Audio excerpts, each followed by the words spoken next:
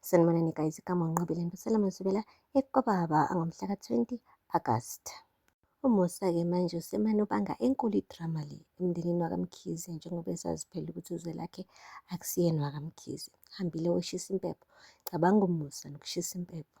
Uyasho laphaya-ke emsamo ukuthi hheyi, ngizoxolisa la ukuthi ngiphucwe ilungelo lami njengendlalifa. Yimina lo Musa, i-first born yakaMkhize. Uyasho ukuthi baba, ilungelo lakho lokuthi ungikhulise njengendlalifa waphucwa lona umama. Kodwa kungakhathazeki, konke ngizokubuyisela endaweni yako, ngizokubuyisela konina-ke manje. Mina nje ngizokwenza isiqiniseko sokuthi konke okungifanele ngiyakuthola. Imagine. Guys, uthe suka lapho Musa, wahamba waya e-dining room. Watshela uzwelakhe nomambokazi ukuthi namhlanje kuzoba kunemithingi enkulu ebizwa uyena emndenini. Uyabuza kumambokazi ukuthi hayibo, kusukela nini wena ubiza imithingi la ekhaya? Wathi kusukela namhlanje. Uzwelakhe nje umane wamnuka nje umqakazi ukuthi hayi cha, ngathi kukhona impela okuzokwenzeka kule mithingi okuzomphatha kabi, kodwa-ke wazehlisa kubhuti njengenjwayelo ngoba vele umsindo yena akawuthandi. Heyi uMusa guys, umile iyimpiko. Yeyi umuntu impela akashintshi ngoba vele nakuqala wayenalo uchuku, kodwa manje njengoba esazi ukuthi uyena inkosana yakaMkhize, guys impakamo hayi idla umunyu. Uthena-ke uzwelakhe ekamereni likaMusa, uMusa ebhizi ebhala i-list. Wathi awusawubona Musa? Wathi ya. Wathi eyi ngathi umatasa. Umatasa? Wathi kuyadiphenda, ufuna ukuthini kumina? Imagine.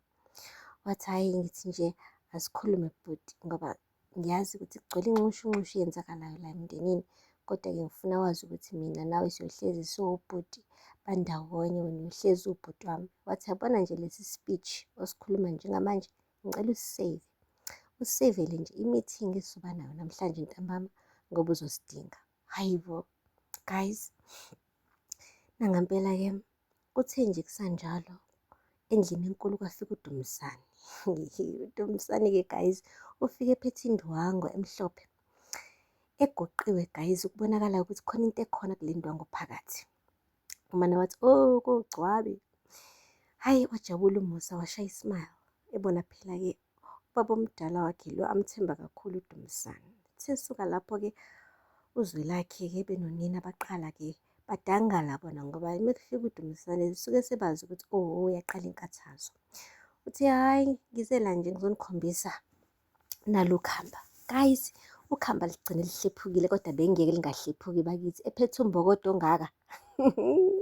Kushuthi kahle kahle lo mbokodo ulihlakaze ngawo-ke, walihlakaza-ke ngawo-ke lagcina selihlephukile ukhamba.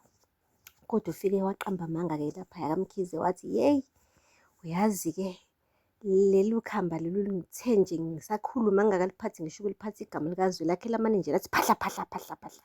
Yeyi ubungafungi ukuthi ogcabe bayaphikisana ilo nalo ufuna ukuliphahlaza kuqala ukhamba. Lapho sonke siyazi ukuthi ustruglishe ubhuti ethi uzama ukuhlephula ukhamba lingahlephuki nje, and ukuba umbokodo ubungekho guys lela khamba bengeke lihlephuke nje. Anyway, uzwelakhe umane waphatheka kabuhlungu umezwa-ke lokho ukuthi-ke abantu bakaMkhize-ke sebemhlangulile bamkhipha nabo abamfuni ezindodana yakhona. Ushilo-ke uDumisane ukuthi indodana hamba kini, hamba kini wena. OMkhize bayiqhathulula kuwena, buka ukhamba, yabo buka ukhamba. Waphatheka kabuhlungu guys uzwelakhe. Umambokazi-ke naye bakithi kungekho into azoyenza. Umane washo kuMusa ukuthi awufike kahle-ke baba omdala kunomhlangano-ke engiwubizile. Wathi awu khululeka ngizobe ngikhona. Nangampela-ke bafika guys emhlanganweni, khona ukhethiwe, khona ku-anti wabo, bese kuzoba uDumisane, umambokazi, uzwelakhe-ke naye kuMusa. UMusa-ke before nje umhlangano uqala umane waxolisa ngokuthi abe late. Wathi ngiyathemba nginilindisa ngesikhathi eside. Babuka nje abantu abadala ukuthi hey nayi mhlolo, sizibizelwe i-meeting uMusa manje. Anyway, wahlala esihlalweni lesi sihlalo kubaba-ke, yabona lesi sihlalo lesi esiba la esayidini esihlalweni, yabo nje etafuleni. Wahlala kuleso sihlalo esikhombisa ukuthi nje uyena usokhaya manje wakuleliya khaya. Hhayi-ke bonke abanye bahlala-ke bahlala balinda kuMusa. Wathi ngize la nje ngizosho ukuthi ngiphucwa ilungelo lami mina, ngahlwithwa ilungelo lami lokuba inkosana lekhaya. Kabuhlungu, kodwa-ke ngizosho futhi ukuthi-ke hhayi, angidingi ukuthi ngixolise ngalokho. Konke kwathi cwa endlini. Wathi-ke, wena mama, ngifuna wazi ukuthi-ke leli lungelo lami walithatha walinikeza lo uloke uthi uyena inkosana. Ingiphathe kabuhlungu leyo nto. Ingakho-ke ngibhale nansi i-list yazo zonke izinto engiyidizevayo. Kodwa yazi lezi zinto lezi, eish, ngiyabona ukuthi izinto ey'ncane kufuze ngabe ngithola okukhulu kunalokhu. Kodwa-ke ngoba-ke ngaqilwa uwena ma, walinikeza leli vezandlebe lakho. Eyi, wakhuluma u-anti wabo wathi, wena mfana, ukhuluma kanjani nonyoko? Kusawuma wakho lona wena. Wathi ubaba omdala uDumisane, yeyi, yeke ingane igunyuluke wena, yeke ingane igunyuluke. Waqhubeka umusa guys. Athi njengoba sengishilo-ke, kumele nifunde-ke nayi list le, ninginikeze zonke izinto lezi ezami. Ngoba wena mama angikuthumanga ukuthi-ke uhambe uyokwenza ingane ngaphandle qede lapho uyinikeza ifa lami. Guys, uDumisane ububona nje ukuthi yonke lento ekhulunywa umusa iyamjabulisa. Lapho uZwelakhe ucishe wamgcavuna umusa, efuna nje ukuthi amnikeze u-1 no-2 wesibhakela. uDumisane wakhuza wathi, wena ushaya ingane ekubo, ukumthinta uzongithola mfana wami, ikubo la, ufuna umbeka isandla. Hhayi-ke, ukumkhuza kwakhe akusizanga-ke, ngoba u-anti wabo umnike enye impama, wamuthi qhahla la edlathini. Wathi kusawunyoko lo, ukhuluma kanjani noma wakho wena? Lapho uMambokazi guys iy'nyembezi belokhu ziqathaga nje. uDumisane still wayikhuzela ingane, wathi musani ukushaya umkhize, musani ukushaya ugcwabe. Wathi nje uZwelakhe, yazi wena baba omdala, ngiyakubona ukuthi wenze njani.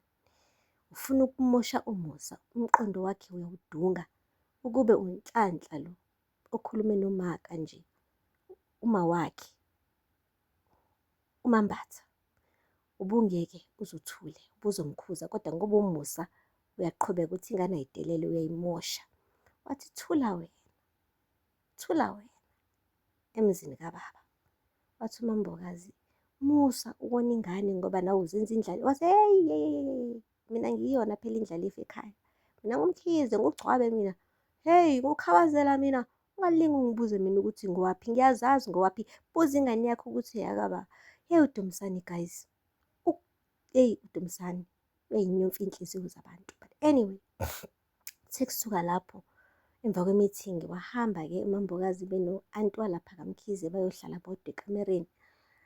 Washo-ke u-anti-ke ongudadewabo-ke kaKhethiwakhe benoDumisane ukuthi ungakhathazeki sisi, mina ngizodila nomusa benoDumisane, wena nakekela uZwelakhe, ugcine nini ukukhuluma naye. Wathi ingane ayifuni ngisho ukungibheka emva kwayo yonke lento eyenzakalayo, angikwazi nanokukwazi ukukhuluma naye. Wathi kufanele uphatheke kabuhlungu, kodwa-ke kuzohamba kuhamba kudlule. Uyazi uKhethiwakhe ngcono kuba usaphila, amtshele ngqo uZwelakhe ukuthi wamamukela. Kwathi gxili uvalo enhlizweni kaMambokazi. Wathi uthini sisi? Wathi hhayi, wangitshela konke mina uKhethiwakhe ngoZwelakhe.